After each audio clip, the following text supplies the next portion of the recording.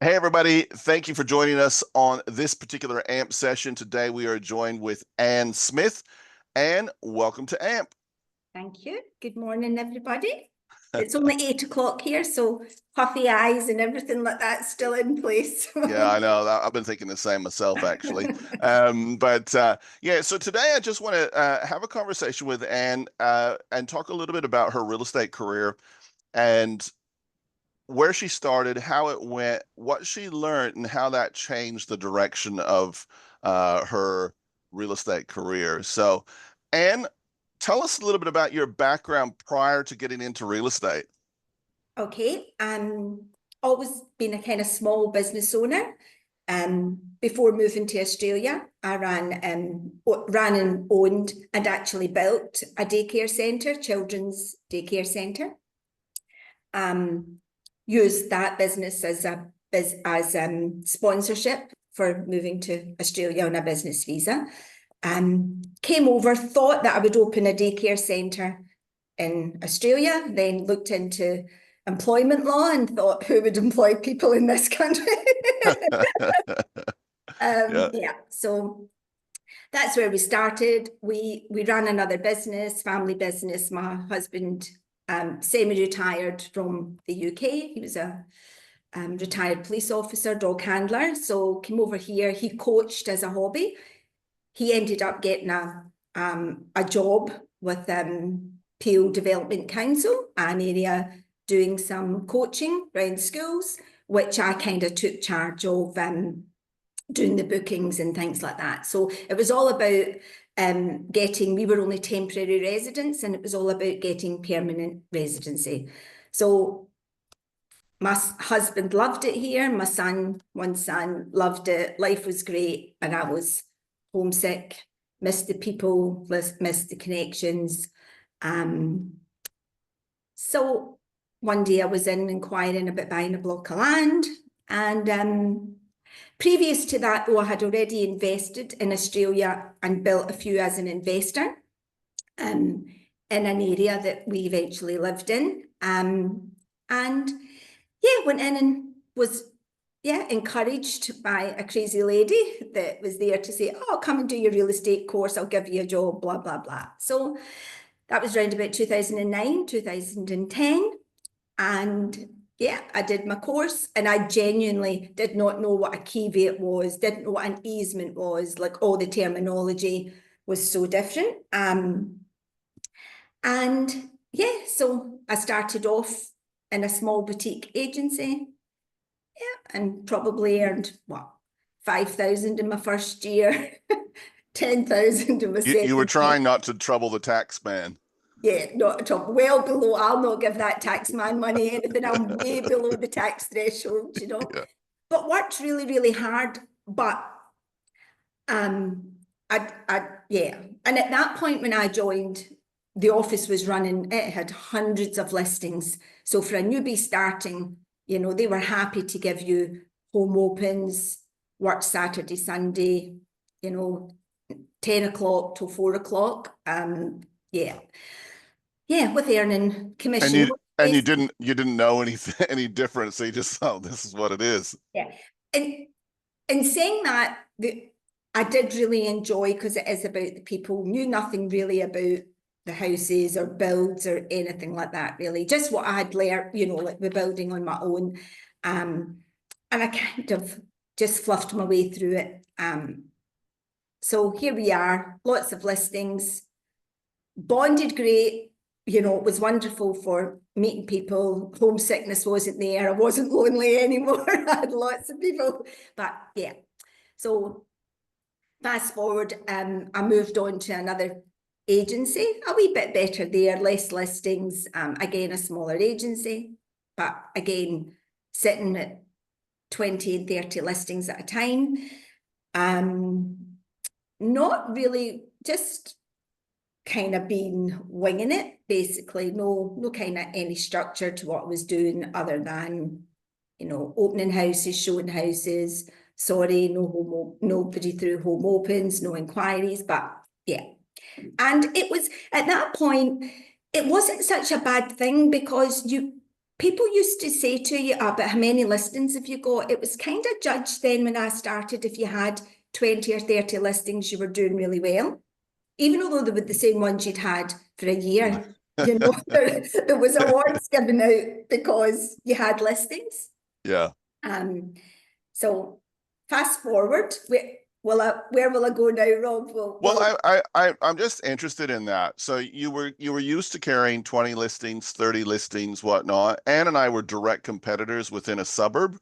And she was really lovely and I was not. So she was always getting to work with all the nice people, and whatnot. But our paths eventually crossed where she was recruited to come and work in the office that I was working in, and she was a little bit intimidated to come there because she thought, oh, these guys are the fancy guys in town, you know, they'll know exactly whatever. She got there, found out we were all pretenders, but we we were pretenders with glossy brochures and whatnot. But she came to work with us.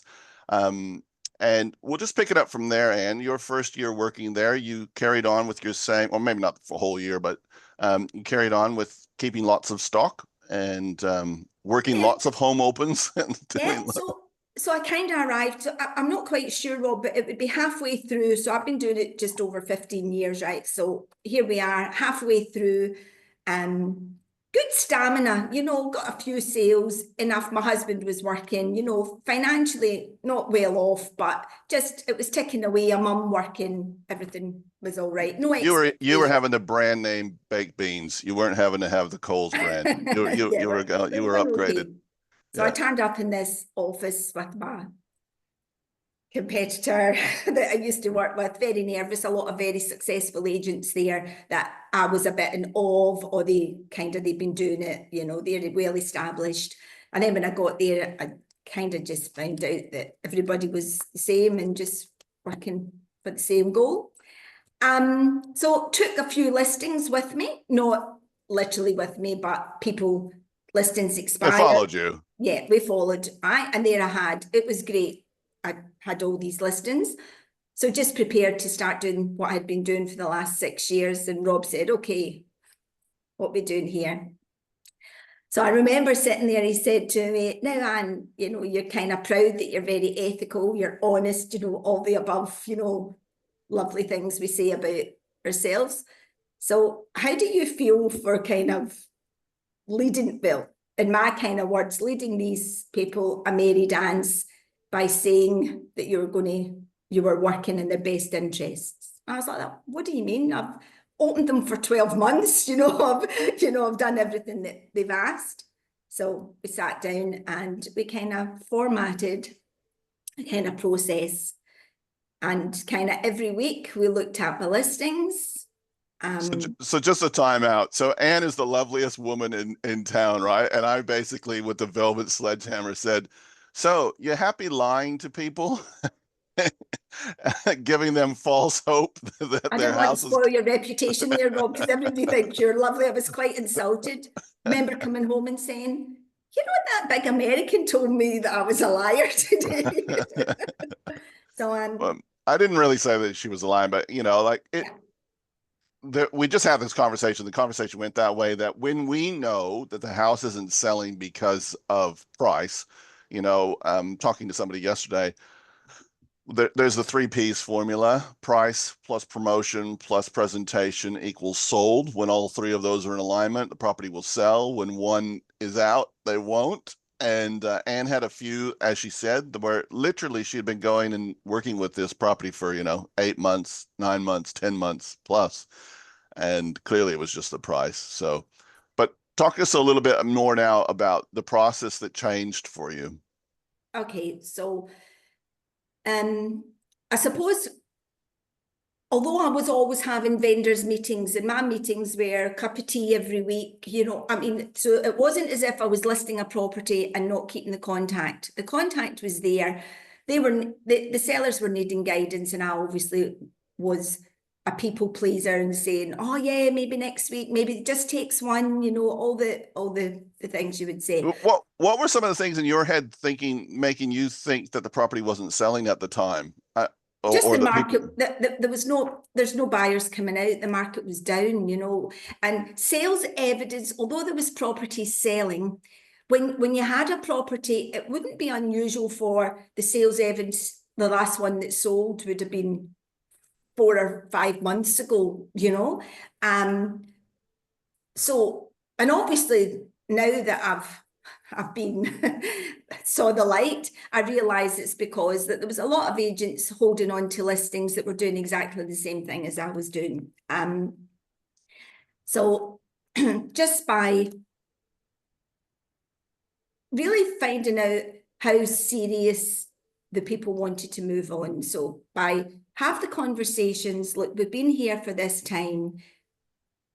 Are you want to say, yeah, we really do want to, well, okay. And I was so honest, look, I've been doing this process for 6 years, I would be saying, and sometimes we you know, we get the lotto and we get a buyer. I've now moved into this new agency and, you know, they're giving me lots of training. If you want to sell, we have to sit around the table and we have to say how we're going to get you there, you know. Obviously, the house looks lovely, so the presentation's great. We're on the websites. We're doing everything we can. I'm putting it out there. You know, the company that I was working with had Active Pipe. So, you know, things were happening in the background that I didn't even understand. And, you know, again, sharing that. So we're doing everything in the background, but the buyers are not coming out. And yes, the market is down, but we need, if you want to sell, you're going to have to meet the buyers that are coming out and buying. So then, yeah, so then we sat down, okay, this week, no calls, no inquiries, no. We kind of coached through a framework, didn't we? We did. Where and you're going to talk to us just now about that, but how was it once you had a framework? And so the reason that we are talking about this topic now is that certainly the market's very strong in a lot of areas in Australia, but there are pockets now creeping in where listings are not shifting. And some of our agents, either here with us live or watching the replay, might be thinking, what do I do now? And, you know, EXP is all about collaboration and whatnot. So just to recap for those that joined a little bit. So Anne was used to carrying a large volume of stock. Yes. And spending 6 months, 9 months, 12 months, whatever it takes. One thing about Anne Smith is she has stick-to-itiveness. She will just get in there and just stay with the program. And she thought that was normal. She changed to a different agency and realized that there are kind of 3 different types of properties. Those that want to sell now, like they want to get on with it. Those that are in a state of being educated about the market, and those that are just happy with a for sale sign up, and if it sells, it sells. And then we talked about having vendor meetings and coming back to that now. And tell us what kind of things you were discussing with the vendors. How did you as an agent move from being average to being awesome by just having that system to focus on? I think I didn't go in being a smart aleck and say, okay, we have to drop the price. Okay. It was all about, do you want to sell? Yes. Let's really sit down, and questions that I would never have asked before.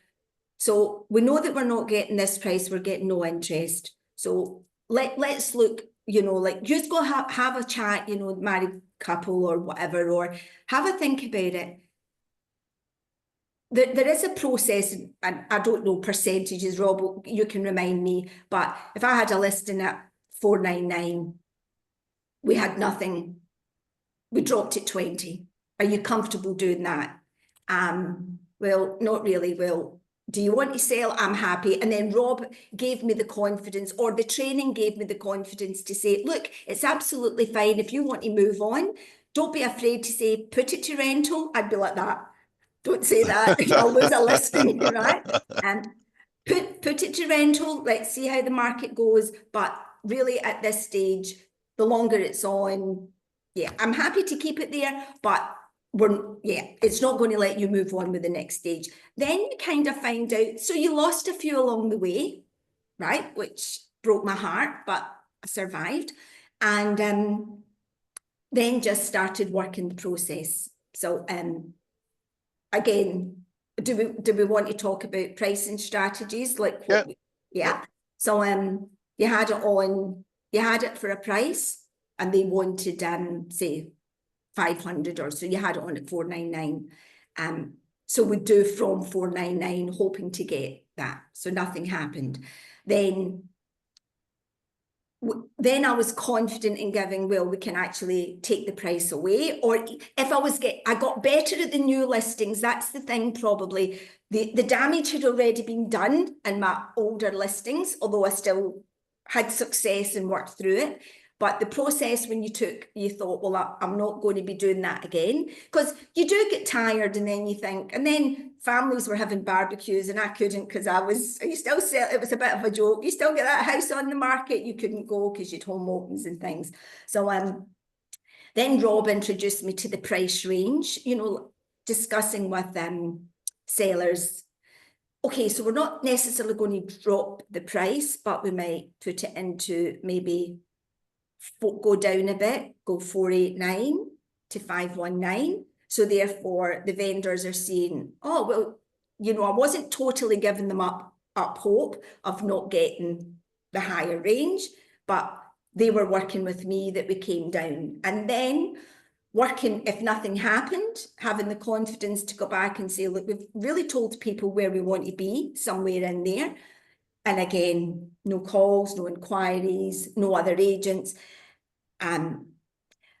What I would say, I think is really important, though, is you still maintain the relationship on another level, not only calling them for price reductions, right? So you have to have the relationship there so that they feel that when you are talking about that the dreaded price or dropping it, that it's in their best interest. And then the 479 price suddenly became, we'll put it on at flat 479 or from 479, then nothing happened on that. And basically it was just getting into the process of having the confidence to do that. So Again, just to recap that process, just in case people have just joined in or watching the replay, you would start with a price that seemed to make sense based on the sales evidence that was around, but that sales evidence in a declining market can often be misleading.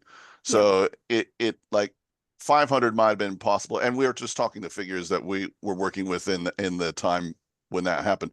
So 500 made sense when you took the listing, but you it might not have made sense by the time like the marketing happened and the shifts happened in the market and whatnot. So then you were working in the campaign, weren't you? You were like doing 1 or 2 week stints. Yeah. You were changing the photos, you were improving the text, each of those things. You were doing everything you could do on one side to get it sold.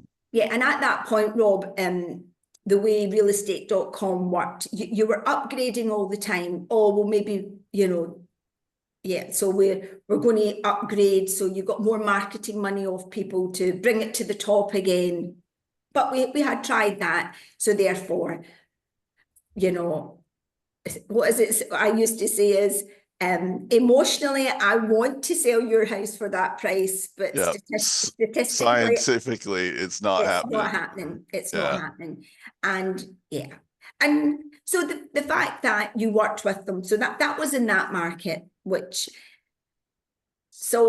a lot of agents probably now, because we've just come through, well, I'm just really talking from the West Australian context, and there's still great market, but it's changed compared to what it used to be. Like agents here, and it could be the same where you are in whatever state you are.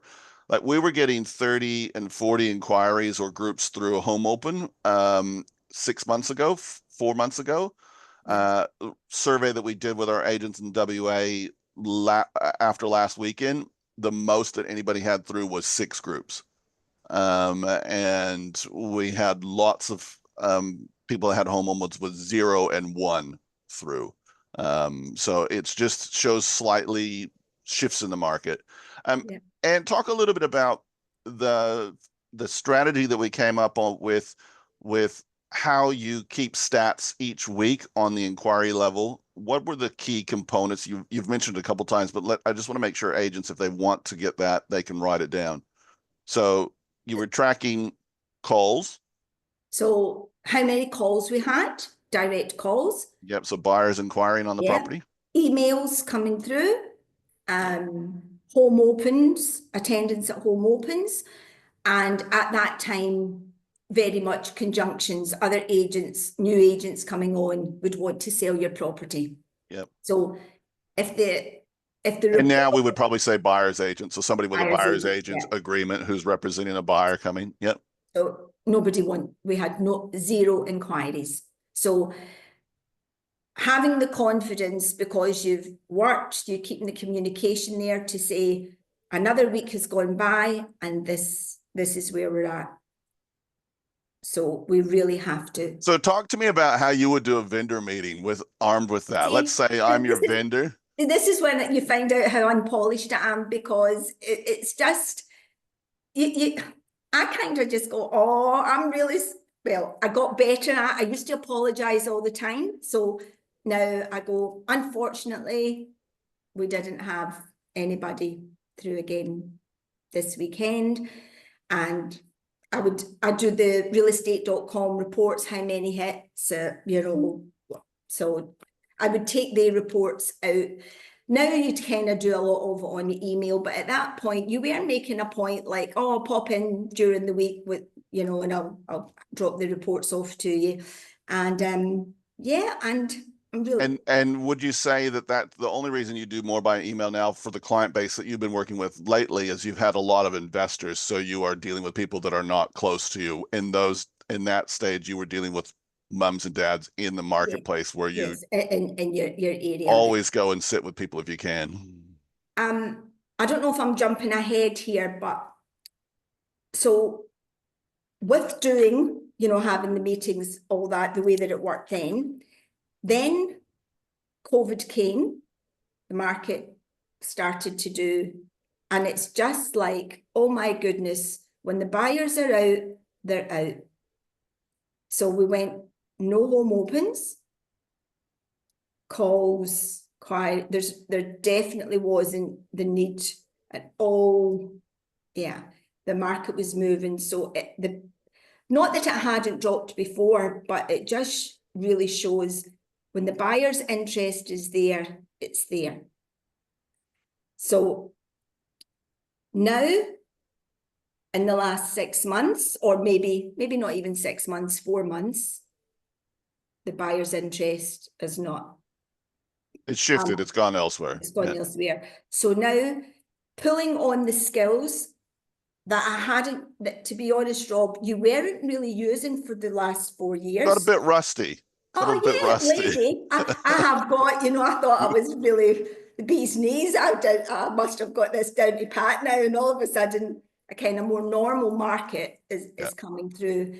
So, and not that it's a bad market, it's because it's still there's buyers there. But I do have like a property that the lady doesn't want to drop the price. I'm doing the process, but it's not selling. Now, would it have sold 8 months ago? Probably, because they were, but now, no, not at that price point. So so it just really clarifies when the price is right and the buyers see value in it, then it will. And you sitting there waiting for a miracle to happen.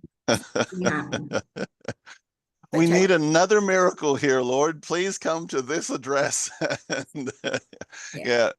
And Peter Forbes asks, do you ever sack someone? You've been close a few times. Yeah, Rob knows that. I think in 15 years, Rob, I'm trying to think. One, maybe. Which I've had to talk her off the ledge a couple of times, Pete. She's like, that's it. I'm not dealing with that person anymore. But Peter, I will tell you a story. There was one that I had, and it was a bit of a nightmare. Everything was going wrong. Rob said to me, and that one will sell. It's just the way, just working with the vendor. I don't know if you remember it. Rob, the property I'm talking about. Mhm. And that was the property that I capped on, right? My first, when I capped. And the reason why I didn't was because it was the first time, and you know, you get this one over the line, and that's you capped. So yeah, I held in there. Oh, Yeah. it was. That was her first year at EXP, and she was the first agent in WA to cap. And had she said goodbye to that listing, which was very tempting, and I definitely would have said goodbye to it, but I was trying to coach her along to, you know, let's just my criteria for sacking someone is, are they annoying me? If not, I just keep on working with it. And actually, I just bring Anne into the listing actually because she's much better at dealing with the people. Although what I would say is that I have got better in recognizing that that business isn't for me. So although, so I would say that rather than taking on listings or pursuing them, sometimes I go there, I'm nice, but I don't overly follow up on it.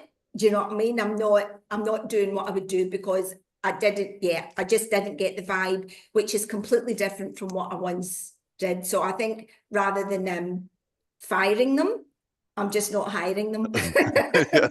she's got that a little bit more. Your spidey senses are better, you know, and that comes with experience, you know. And you don't want to. Not all business is good business. As Lee Woodward once said, you know, you want to work with people that want to work with you. You want to work with people that are willing to work the process.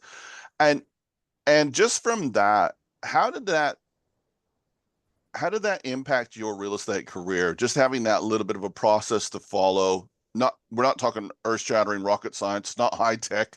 It's just, you know, logically following You're through. talking, I started getting paid a lot of money, which I never thought in my life that I would earn. So then you had to pay the tax man. Yeah, there you go.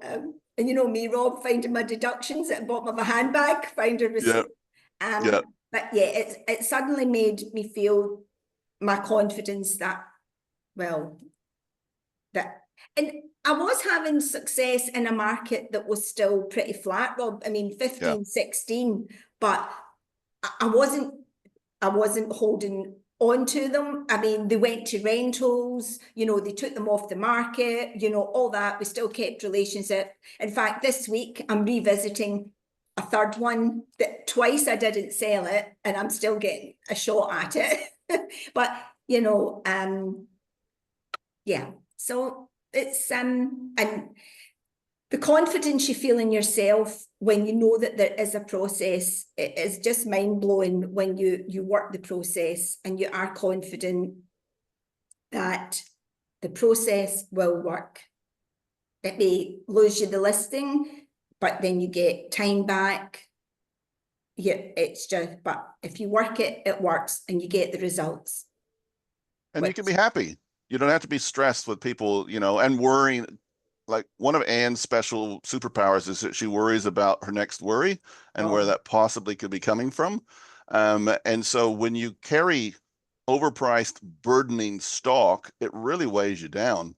Have you seen a change since in being able to park that a little bit?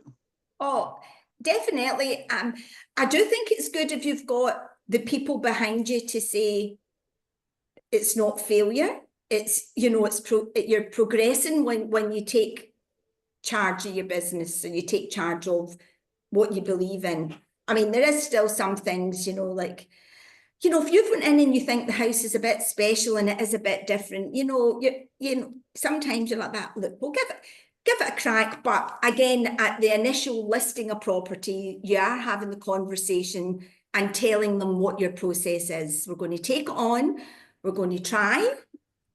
Excellent. Properties are selling in a couple of weeks. If it's not selling, well, other people's houses are going under offer. So we have to come back to the table and we have to review what strategy we're going to put in place. Strategies that I can suggest and whatever suits you or you prefer, we can work with. You know, still give them the option, still let them be in control of it without saying, because there's nothing worse as if you drop it 50,000, I'm going to sell it, and then you don't. So it's all about, we just yeah, we just Been keep, there, done that. You know, we've experimented with those strategies. That's not wonderful. yeah. I mean, again, when I first started, the lady that I worked with, she would go in to tell people, if you stage that, if you spend that, you get blinds there. People were spending 40,000, and I would be standing going, oh, right. And then she'd be going to them 4 6 weeks later and saying, nah, it's too dear. Well, yeah. So it was very confident. If you do this, I'm going to get you that. Nobody knows the way the market's going to go. And the way the market is just now, you get the feeling like on a weekly basis, it's kind of, you're getting a wee surge and then nothing. It's like you're putting the foot in the gas, you think, oh, there's a wee change here, and then it's coming back again. So we don't know, but we can just still listen to where they want the vendors want to go in their life, and be honest. If you really think the best situation is to put it on the rental market and let them do it, that sometimes you have to do. But I think people do appreciate your honesty when it comes to that, and it's not all about the listing that time. And yeah. Yeah, and just as a follow-up, the Anne would be one of the most coachable agents I've worked with. Eventually. Eventually. But yeah, but I think we all have to have that experience where we get a system that works for us. And this system might not work for everybody, but it provides you with a pathway and some tools to have a conversation with somebody. And first, you just really got to find out, are they selling or are they just hoping to sell, like, or whatnot. And we used to have to say to people, this isn't the market for trying. Like, let's not test the market, and you as an agent need to know through research, study, whatnot, that you need to know what type of market it is. Is it rising? Is it falling? If you're not sure about the market, just Google the real estate clock and you'll see it. There's a clock diagram that kind of tells you where things are in the market. We're in Perth, we're just past midnight at the moment on the real estate clock, right? And that allows us to go into conversations with potential sellers and just say, this is where we are, da da da. It's not a don't take on a listing. It's just don't promise, like what you were saying, Anne. Yeah, you mentioned a word to me that I hadn't heard before, like a shoulder. Yeah, a shoulder season. We're in a shoulder Shoulder season. season where it's moving from one type of market to another. So, and that normally, if you're new to real estate or you've only been in it in the last 3-4 years, a shoulder season is where you're switching from a buyer's market to a balanced market to a seller's market, a seller's market back to a balanced market, maybe back to a buyer's market. It's continually always shifting. What influences that? Interest rates, supply and demand, stability in the world economy, lots of different things, availability of funding, all of those things influence that. I mean, I have great confidence now when people say, oh, what's the market going to do? And all I say is, we didn't realise that COVID was going to be the best thing to happen for WA. Who could have predicted that? Yeah. So, yeah, I think it's because nobody knows. So you just work together and try and Work the process. Yeah, work the process. But yeah, that was, and I've used that word to people like, oh, well, and I do say it along, I don't like to sound, oh yes, it's a shoulder market, as if, and I go, well, my licensee told me, because he's seen that, I do relate it to people that they will, like, this is what I've heard, this is my training has told me that this is where we are at the moment. I've never really kind of been here before in 15 years, so I think be confident with your knowledge and say we're learning all the time, be confident with that, but not smart. Yeah. Alec, not smart Alec, that's a Scottish phrase, but not be, overly like, this is what's going to happen. You better sell now because the prices are going to drop or they're going to go up. Because we don't know that. Because we don't. Experience tells us we don't know what's going to happen. Because I told my son not to buy in 2021. Oh, don't worry, it's going to drop in 22. I was like, really, Mum? Yeah, well, that's great. It cost him 300 grand, but that's wonderful. Yeah, but no, that's good. Ann Smith, thanks so much for taking time out of your schedule to share with us the way that Ann talks. You are authentic. It's the same way you talk with your clients. I've heard you talk so many times with your clients. I think as an agent, if you can develop that authentic voice that's your voice, and move away from the perceived, I don't know, some of us just think, well, a real estate agent looks like this and sounds like this and does this and talks, whatever. And I just heard of this last week. Oh, someone's really talkative. They must be great they'd be a great salesperson. That's most of the time the exact opposite of a great salesperson. The person that listens well is really important. Could I just say, Peter, I listened to one of your Zooms. I'm not sure what it was about, and you were asked about, there was a few agents on and they were asking about when you closed, when you were at closed for the business, closed for the business and whatever. And I loved it, Peter. I don't think I've ever closed. I don't really, and I thought, that's amazing. That is just, you don't know you're doing it because it's you that's doing it. Yeah. If you're thinking, oh, this is me, I'm now closing, this is and it was lovely. I thought, that's my man. Yeah. I talked to somebody recently and they were telling me all the different steps. And yes, it's great for you as a salesperson to be able to go back and recognize that's where you were in the process, but it's so much better if it's authentically coming from you. You've shared this information, you've built rapport with the person, they like you, they've given you the green light, you just move forward to getting the paperwork sorted, and you go on and help sell the property. And that's wonderful, rather than maybe being the sophisticated hard closer that you think you're supposed to be. You could just be cool and get along with people and know who you're supposed to work with and all that kind of stuff. Ann Smith, again, thank you for sharing your story, and helping just show there's a lot of different ways of doing that. So thank you very much. And for all of you, thanks for being here. I'm going to stop the recording now and we'll see you on the next one.